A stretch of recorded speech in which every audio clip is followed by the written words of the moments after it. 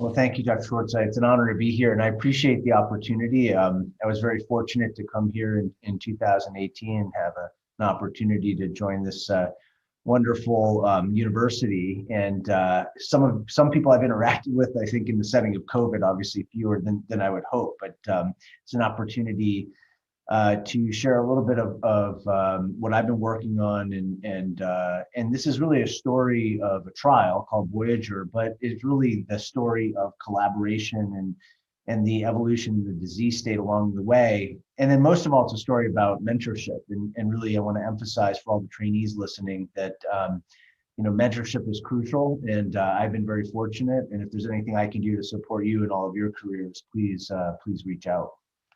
So. These are my disclosures.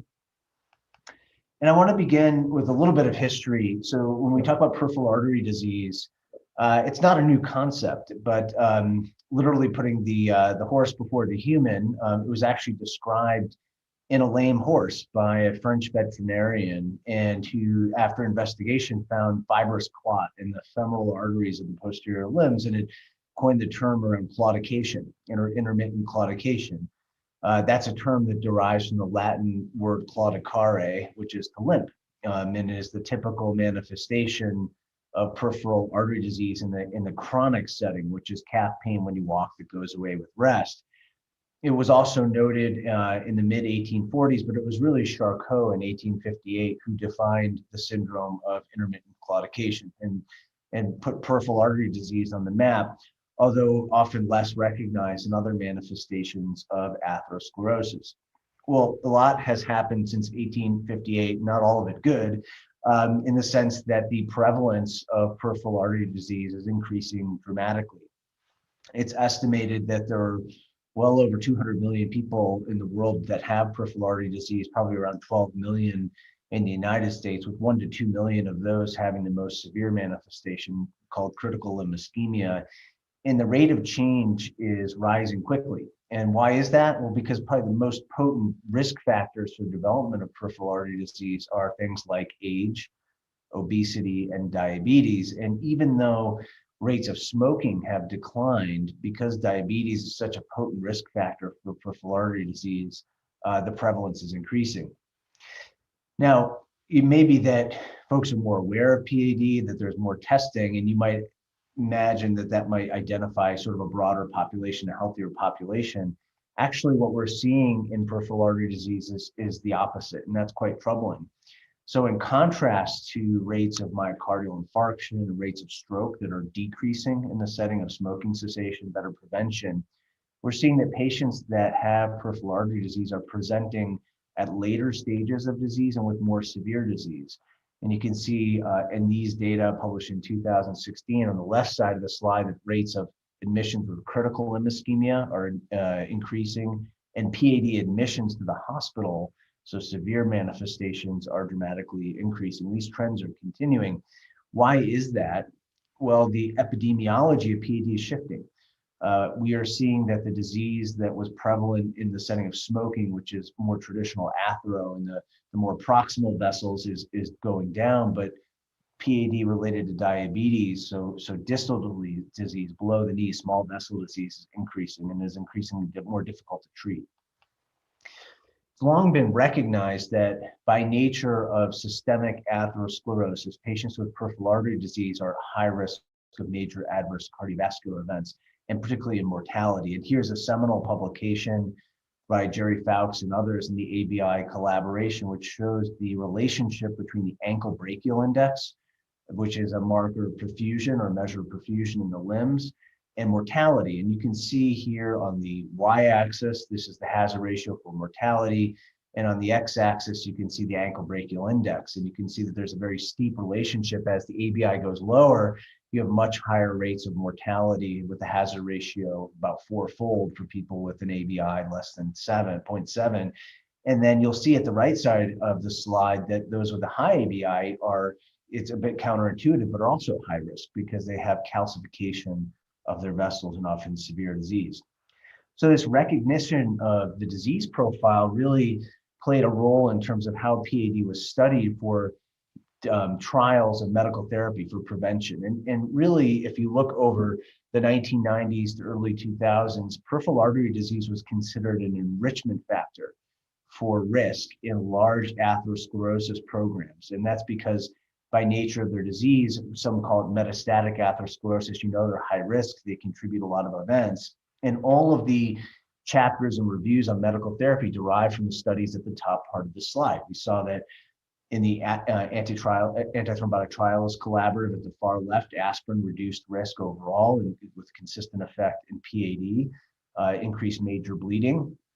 No benefit for limb outcomes, not even actually described in those analyses, but just for MACE. So when I say MACE, I'm talking about major adverse cardiovascular events like heart attack, stroke, and cardiovascular death.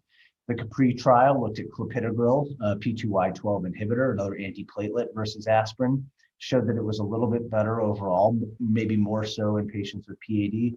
No benefit, in fact, numerically more amputations for Clopidogrel than aspirin. So no benefit for limb outcomes, but a reduction in MACE, consistent benefit in PAD.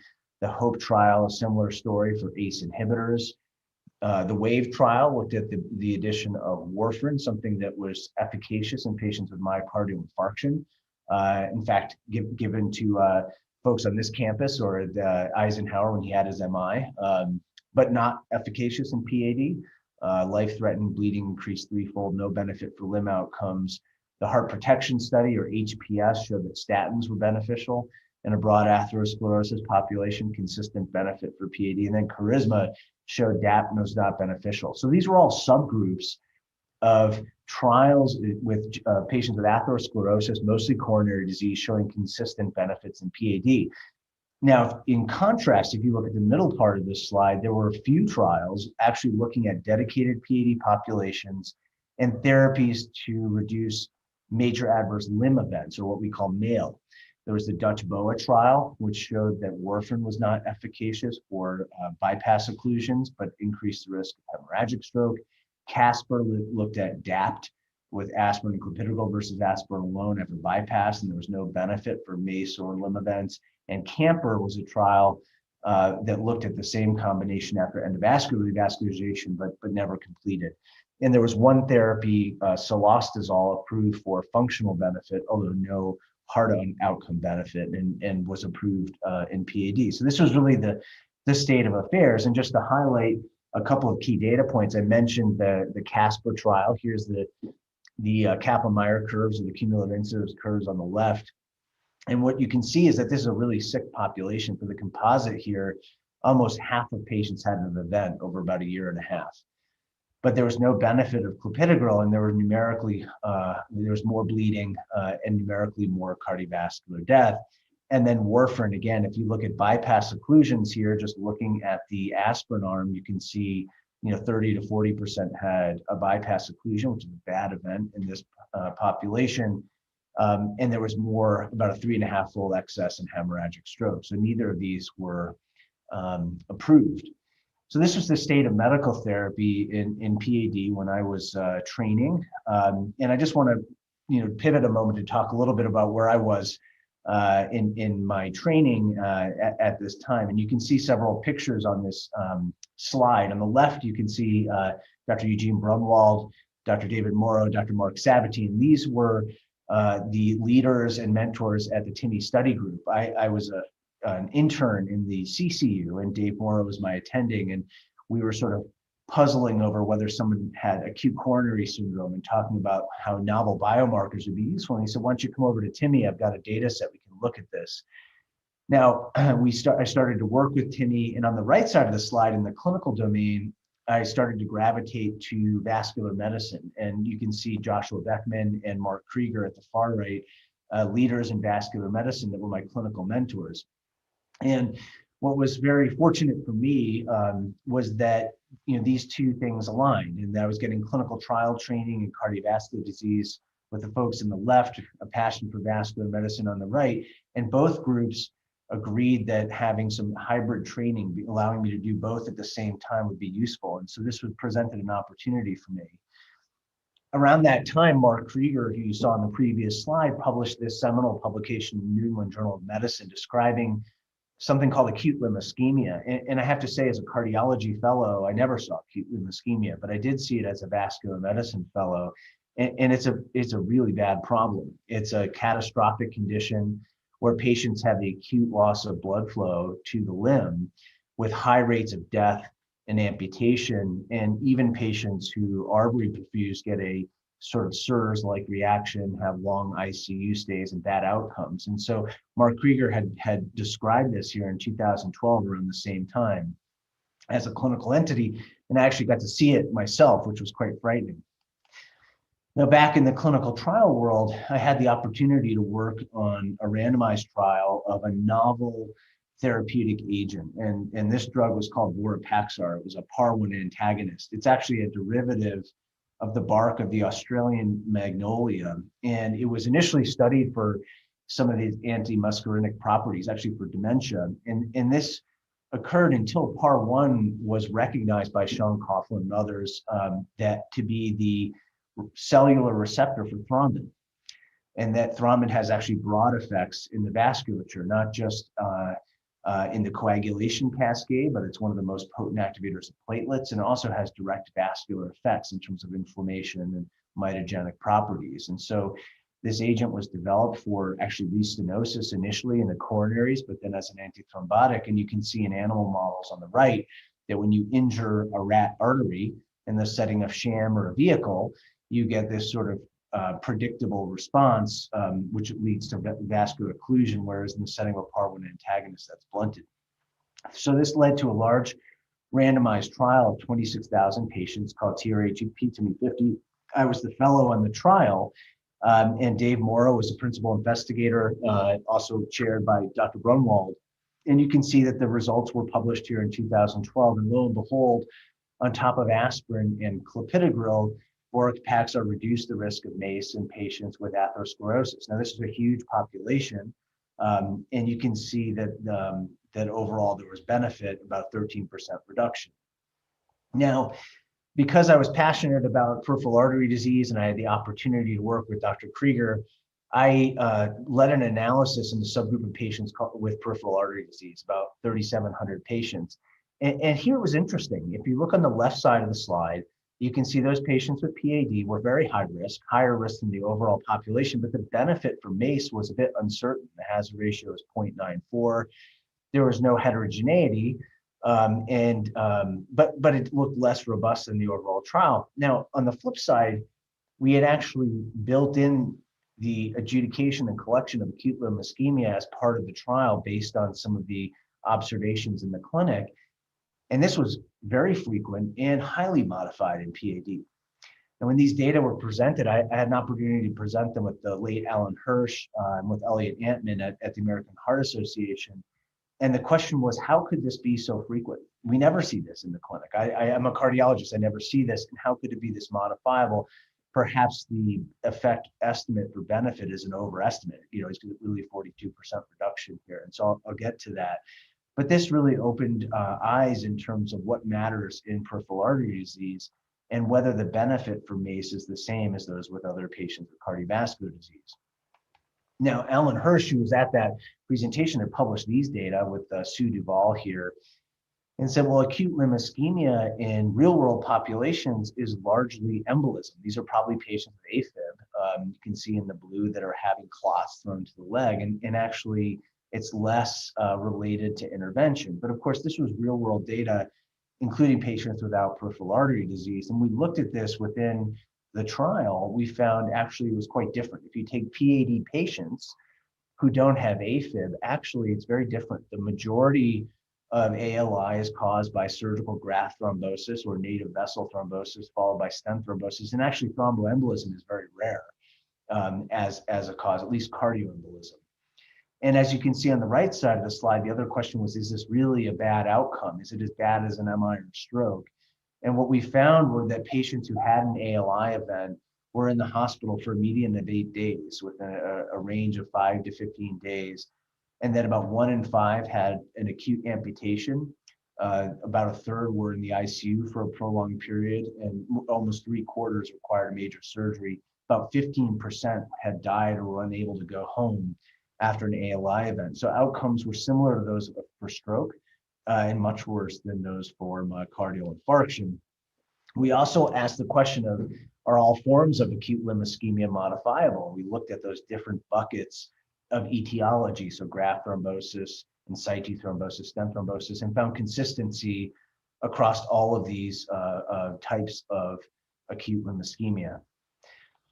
So putting that in perspective, although the trial had been designed around MACE, it really showed us a couple things. First of all, that MACE risk is high in patients with PAD, but the natural history and really the morbidity is limb related. And that if you want to know what's going to happen to a PAD patient in your clinic, about 1 in 4 are going to need an intervention over the next 3 or 4 years to restore perfusion, either for severe symptoms or to prevent tissue loss, and that the risk of amputation or acute limb ischemia is high or higher than MI or stroke. So this is a bad outcome. And as I said, acute limb ischemia to me really is the ST elevation MI equivalent of the limb. It's time is muscle. It's the acute thrombotic occlusion of a conduit artery, and the downstream tissue is at risk. In the myocardium, you have myocardial infarction. In fact, you have a reperfusion injury. In the limb, you see the same thing. You can have severe ischemia and require fasciotomies and reperfusion injury for people with delayed reperfusion, and outcomes after ALI are as bad or worse than for STEMI. So the first lesson in this path was that actually in patients with PAD, maybe MACE isn't the only thing we should be looking at. Acute limb ischemia is frequent, morbid, and modifiable. Now, around that time, Mark Krieger, who was my mentor at the Brigham and trained me in vascular medicine, had a friend named Will Hyatt. And I knew Will Hyatt's name from chapters and reviews that I had read. He was a giant in the field. I'd never met him, but they were close friends. In fact, they had trained together under a gentleman named Jay Kaufman at Boston City Hospital, who was really one of the leaders in vascular medicine and really brought the field to the forefront. And they were close friends, and Mark Krieger and Will Hyatt started talking about this acute limb ischemia thing. Well, it turned out Will was leading a trial I wasn't involved in, a trial called Euclid, and it was leading it between CPC here at University of Colorado and the DCRI. And this was looking at the comparison of a newer P2Y12 inhibitor called Ticagrelor versus Clopidogrel. And that comparison had been done in patients with coronary disease, acute coronary syndrome, in a trial called Plato. It had been reported in 2009, and lo and behold, Ticagrelor wasn't just better than Clopidogrel, but reduced mortality because it was so much better than Clopidogrel in the acute coronary syndrome patients. So it seemed like a no-brainer that if you applied that into a dedicated PAD population, that Ticagrelor would be the winner.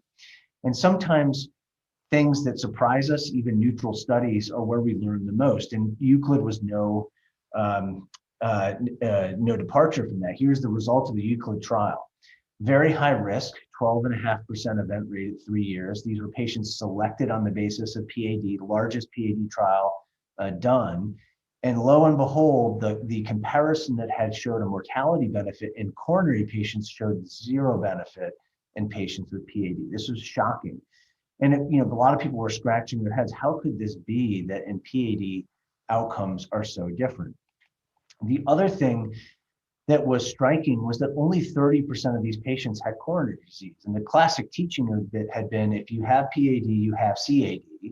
And so therefore, you're going to respond the same way to drugs. And lo and behold, that's not true. Actually, only about a third of patients selected on the basis of lower extremity disease have any form of symptomatic or diagnosed coronary disease.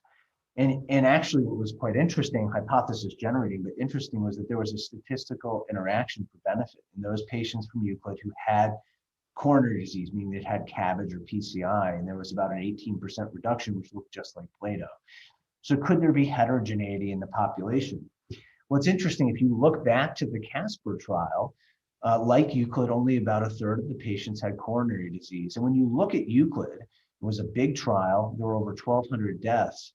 And actually, the majority of them are not related to atherothrombosis. Actually, only 8% of the deaths in Euclid were related to MI or stroke, and the majority were non-cardiovascular, unknown, or other things like heart failure. And so the notion that these patients look like coronary patients is actually quite different.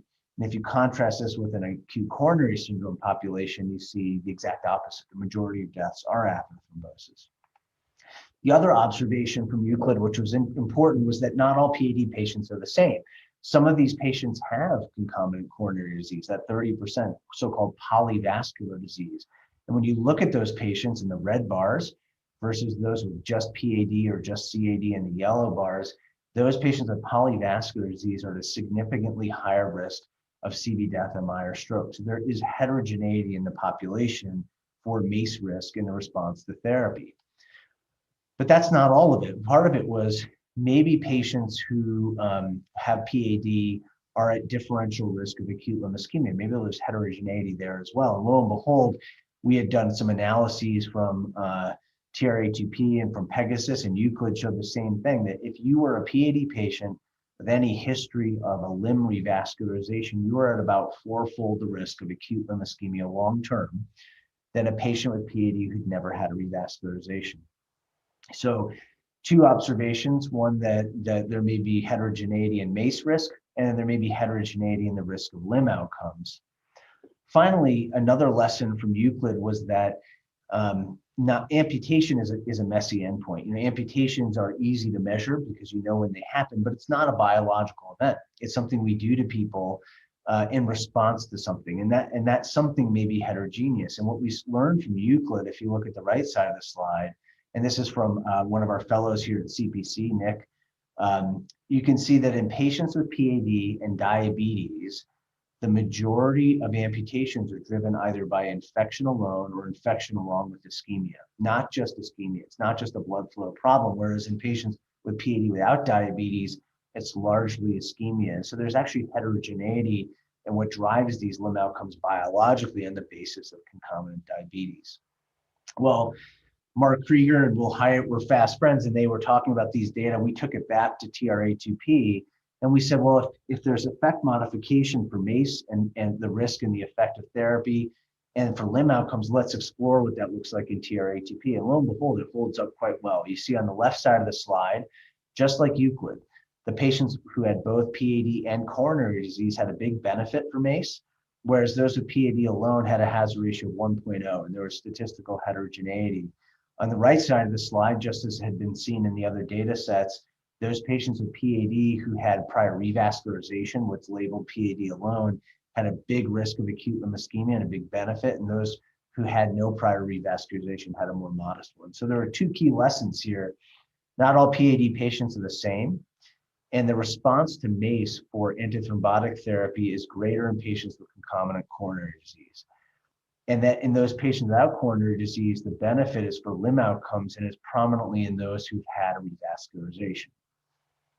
Now, around the same time of these observations at TIMI, there was another trial ongoing, and this was called the Atlas trial. This was led by Jess Naga and Mike Gibson, along with Dr. Brumwald. And this was a very different trial. Here, instead of a PAR1 antagonist, the trial was looking at a low dose of a factor 10A inhibitor, an anticoagulant, on top of aspirin and or clopidogrel in ACS patients to see if they could reduce MACE. And actually, rivaroxaban, the agent studied here, on top of dual antiplatelet therapy, reduced MACE, cardiovascular deaths, and all-cause mortality. And so this was a striking finding, really a game changer, and it reduced things like stent thrombosis, even on top of DAPT.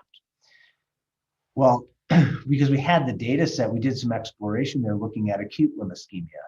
And now this wasn't a PAD population, so event rates were low, small numbers of events, but you can see here that for rivaroxaban 2.5 milligrams and for 5 milligrams versus placebo, there was a rough halving of the rate of acute limb ischemia. Again, very small numbers and hypothesis generating, but in the context of TRA, very interesting. So then comes Will Hyatt, who was a pioneer in the field, and he put all these observations together and he assembled a group of us to say, can we do a different kind of trial in peripheral artery disease? And one thing that he recognized, and these data on the left were published by Connie Hess here at University of Colorado with Will, were that all of the trials we've been talking about are chronic peripheral artery disease, but there's a population of patients with PAD undergoing revascularization, the acute coronary syndrome equivalent in peripheral artery disease, and they are at extreme risk. So not only are they at long-term high risk of acute limb ischemia, but if you look at the curve, the red curve on the left, within the first year or two after revascularization, there's an extreme risk profile of these very highly morbid limb events, and that there's an unmet need there. And this is where Casper as a trial had failed, and this is where Dutch BOA had failed. So the question was, could we translate these lessons into a novel trial in PAD? Yes, for polyvascular disease, the risk is MACE, but for PAD, only about 30% of those patients have polyvascular disease. And really the dominant risk in PAD is limb outcomes. And who are the highest risk patients with PAD? Those who had recent revascularization. And acute limb ischemia is modifiable, so perhaps this should be part of the primary endpoint. So this was the genesis of the design of the Voyager PAD trial. And this was a trial that was pragmatic and ambitious. It was a large group of PAD patients undergoing revascularization, no enrichment criteria, broadly inclusive.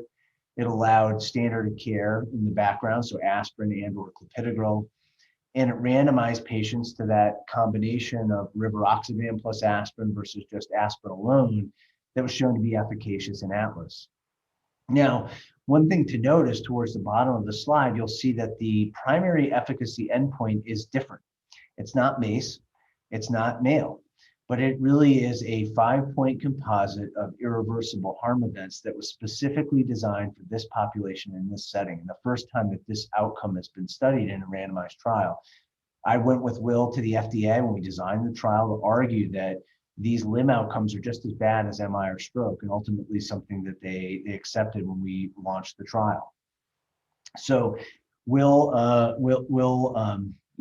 assembled a group of people, and he also assembled a very collaborative, multidisciplinary group with representation from a number of different organizations.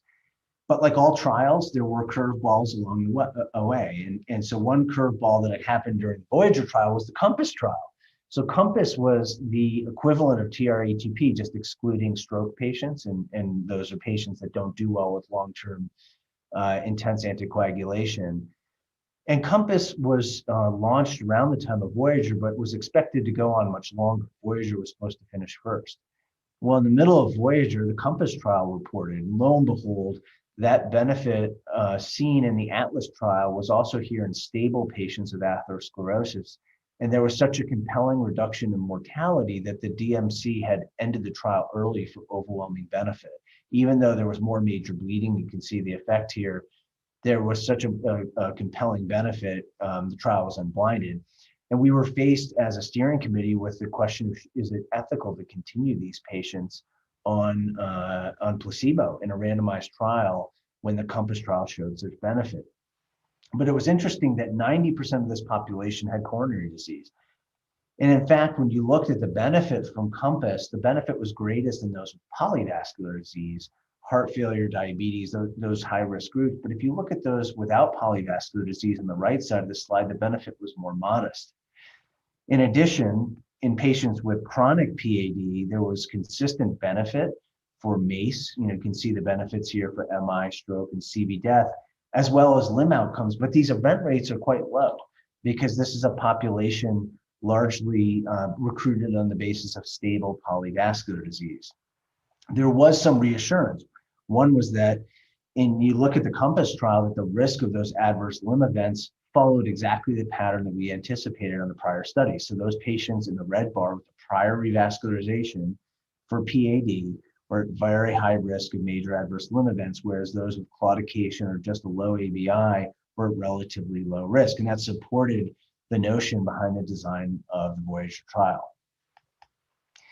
And so you can see here, as we weighed the risk benefit of continuing, we talked to the regulators and ethics boards, we recognized that there were a series of new studies that had shown benefit for patients with peripheral artery disease. You can see TR-ATP on the far left. Euclid was neutral. The Fourier trial showed the benefits for PCSK9 inhibition, both through LDL and perhaps through Lp(a), a big benefit for limb outcomes as well, and then COMPASS. And so the background was changing. We were seeing limb outcome benefit in a series of trials, but these were all largely subgroups, and they were stable or chronic populations rather than acute populations, and very few had high-risk groups like critical limb ischemia. And so the trial continued to completion. Ultimately, we presented these data earlier in 2020. You can see this was the population that was recruited. And I'll just highlight for you, by design, this looks different than those atherosclerosis or coronary trials. You can see here that only about a third of patients had coronary artery disease. This was not designed into the trial. We were just recruited PAD patients, but just like Casper, just like Euclid, only about a third had coronary disease, and only about 10% had ever had a prior MI. And if you pause for a moment, when you think about a group of patients in their 60s or 70s, large group with diabetes, concurrent smoking, the fact that so few had manifested coronary disease really speaks to the fact that PAD is a distinct disease state. You can see overall the population was generally well treated, and they were really characterized by severe limb disease. So they had almost all had a history of claudication. The ABIs were quite low, 0.56. About a quarter of them came in with critical limb ischemia. And you can see that they had a reasonable history of amputation as well. So a sick PAD population. Well, the results of the trial are shown here. And as putting together all these pieces over time for this primary endpoint composite, the combination of rivaroxaban plus aspirin was efficacious. There was a significant reduction at 3 years, 15% relative risk reduction, or an absolute risk reduction of 2.6%, or a number needed to treat of 39, and that this benefit was seen as early as 3 months, and certainly at 6 months, and continued over time. What was different about the results of this trial relative to the others is what the endpoints look like. And so you can see here broken down below the primary efficacy outcome are the components. So if you look at the red group, those are the patients on aspirin and clopidogrel, sort of standard of care. The most frequent adverse outcome was acute limb ischemia. So rewinding back to the TRHEP days when Alan Hirsch said, could this really be so frequent? Well, the truth is, yes, it's been validated now in several trials. And the other observation was that the hazard ratio was robustly reduced. So these are highly modifiable events. In contrast, you see that events like MI and stroke are less frequent, and even CV death, which is largely non-atherothrombotic, although frequent, appears less modified. So the benefit was driven as anticipated by thrombotic limb events, and you can see that, I think, quite clearly here in this Kaplan-Meier curve through 6 months, where the benefit for acute limb ischemia was apparent within days and continued over time. Now, as seen with other trials with antithrombotic therapy, there's more bleeding. And you can see the bleeding outcomes here. The principal safety outcome was at the far left. That was TIMI major bleeding because of the procedural context. And there was about a 40% increase in bleeding, or a number needed to harm of 125. No pattern of excess for intracranial hemorrhage or fatal bleeding. And then you can see as you get to more sensitive bleeding measures, the rates go up on the right, but that the hazard, the relative increase is about the same, about a 40% excess, including for ISTH major. There were a number of subgroups. These are sort of eye charts here, but the way to look at subgroup plots are to look for consistency and for efficacy on the left and safety on the right. There was general consistency amongst major subgroups, including the elderly, by diabetes, coronary disease, critical limb ischemia, and regardless of how folks had their intervention. Now, along with the primary outcome that was novel, there were a series of secondary outcomes that were designed for this population. You can see them listed from left to right. This is the hierarchy of testing. And the way that the testing works is for every endpoint, you have a significant p-value. You consider it significant, you move to the next until you have one that's not significant, and the rest is considered exploratory. I'll point out just 2 endpoints here. The second group of bars, unplanned limb revascularization for ischemia. So this is very common.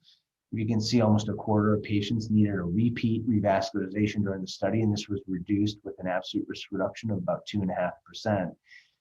And then the 4th set of bars are really event-free survival, because it includes all-cause mortality, and this was significantly reduced with an absolute risk reduction of about 2.6%. You can see no efficacy or no effect for all-cause mortality, which was largely non-cardiovascular. This is a very sick population, and there was a nominal benefit for VTE, although it was considered exploratory because of its position in the hierarchy. So overall, Voyager showed net benefit. You can see on the left side for about a 6-to-1 benefit risk ratio for this broad population in PAD.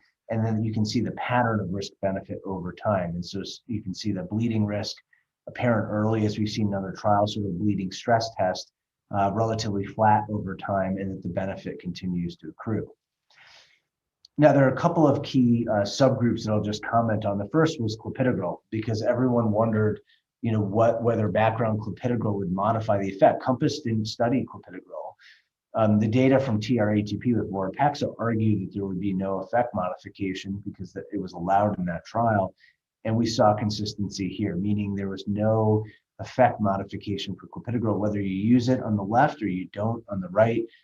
The benefit of rivaroxaban and the safety outcomes were consistent both in relative terms, but also in absolute terms. So you can see the absolute risk reduction in both groups was similar, somewhere in the order of 2.5%. The only thing that we saw with prolonged triple therapy was that there appeared to be more bleeding risk in patients who were on long-term Clopidogrel along with aspirin and rivaroxaban. But if they're short courses of Clopidogrel, there didn't appear to be a bleeding price to pay.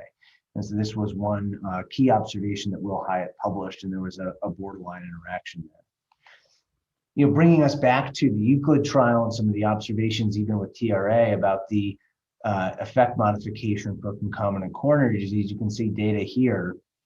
And just as anticipated on the left side of the slide, when you look at the outcome of myocardial infarction on the basis of concomitant coronary disease, those patients at the far left with concomitant coronary disease have a high risk of MI and a benefit that was entirely consistent with what was seen in Compass. On the flip side, if you don't have coronary disease, your rates of MI are about half of those with coronary disease, and the benefit appears lesser. And that's because the pathobiology of these events is probably less thrombotic and more demand related. Now, in contrast, those patients with coronary disease actually had lower risk of limb complications. So you can see on the right side of the slide, this is ALI, but those patients without coronary disease had high risk of ALI, and they derived their benefit from limb outcomes. And so we see heterogeneity in risk and for the benefit of the drug, just as we would have anticipated from the prior data sets. The other subgroup I want to comment on is one that is understudied in medical therapy trials, and that's the group with critical limb ischemia. And overall in Voyager, it was about a quarter of the population, or about 1,500 patients, more than all of the other mega trials listed on this slide combined. And so it's a large experience. And as you'd expect, even in spite of standard of care, those patients with critical limb ischemia in the orange are at much higher risk than those without critical limb ischemia. And you can see a 10% absolute difference in risk at 3 years, but even at 6 months, you can see a doubling of risk. So CLI patients are the sickest and the highest risk of our patients with PAD undergoing revascularization.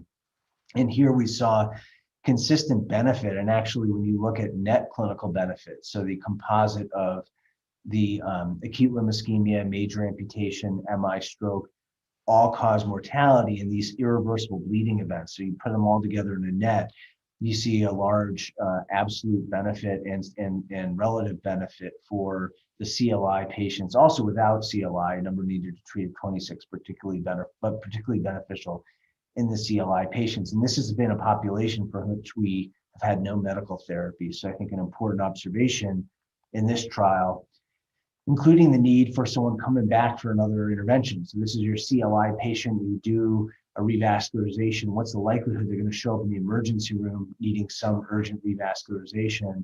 And here you can see a clear benefit also for this outcome, distinct from the primary outcome.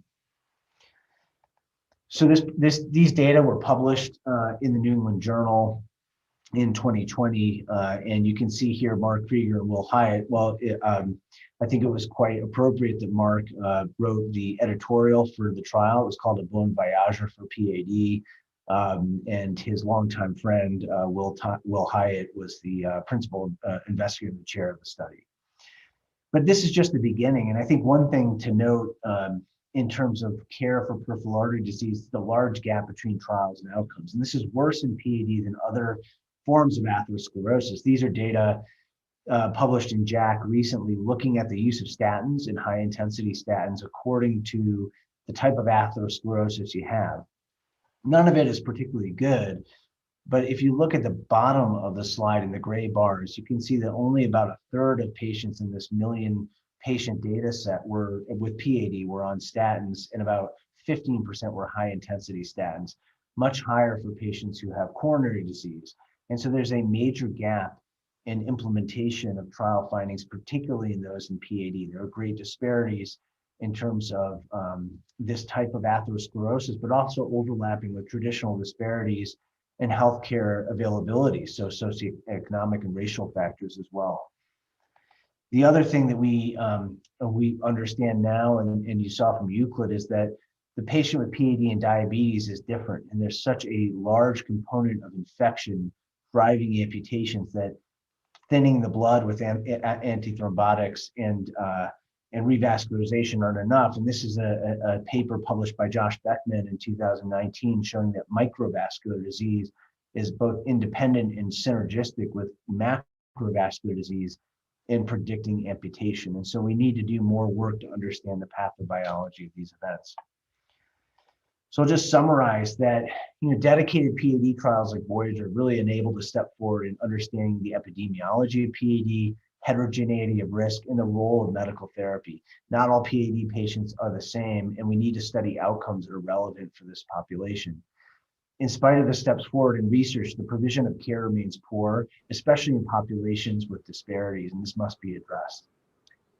And then I think amputation and critical limb-threatening ischemia and PAD and with concomitant diabetes is complicated, and we need more science to understand the risk profile of these patients. Now, I want to spend just 2 more minutes to talk about mentorship, and then we'll turn it over for questions. First, I was struck when I came from Boston to Colorado and I started rotating on the wards. There were a lot of people that I interacted with. I say, I work over at CPC, and they'd say, what's CPC? So I just thought I would mention that, the CPC stands for the Colorado Prevention Center. We are very much part of the family, part of the university. It's a nonprofit ARO with a very, excuse me for the typo there, very close relationship with the university and a formal affiliation agreement. It's founded about 30 years ago by Bob Schreier for this trial, this ABCD trial. And it is led by university faculty. It's dedicated to clinical research and community health, and it's overseen by a board, including the chancellor, dean, chairman of medicine, and chief of cardiology. We've got a great group of faculty. I'll just highlight them here that are just outstanding in terms of community health and clinical research. And we have 2 new faculty members, external, that we're recruiting, which hopefully we can report soon, but extremely experienced, highly skilled people. And so there's a lot of expertise here. And we want to work with you, particularly if you're a trainee. We have a formal fellowship. You can see some of our fellows here and residents, and they've been extremely productive over the last couple of years, including major publications, presentations at meetings, really innovative research. So we want to work with you, and our faculty are ready to share projects, to mentor, give advice, whatever you need. We've had a productive 2021 already, and you can see on the bottom right here, Greg Schwartz and Michael Zarek, who have really led the way in terms of understanding the effects of lipid-lowering therapies in multiple trials, but particularly Odyssey and the role of things like Lp(a).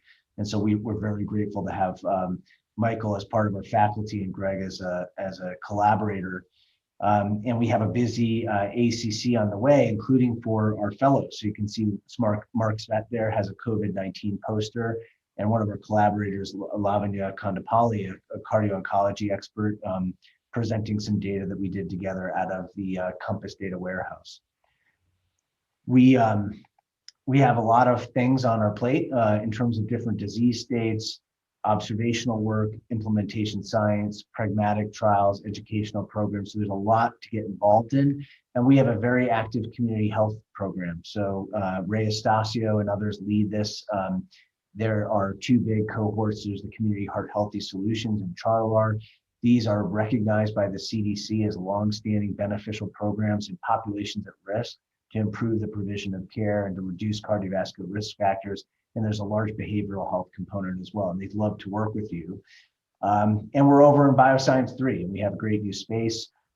Just wear a mask, but we'd love to host you over here and have you come visit and talk about potential projects. So I'll just say thanks to all my mentors.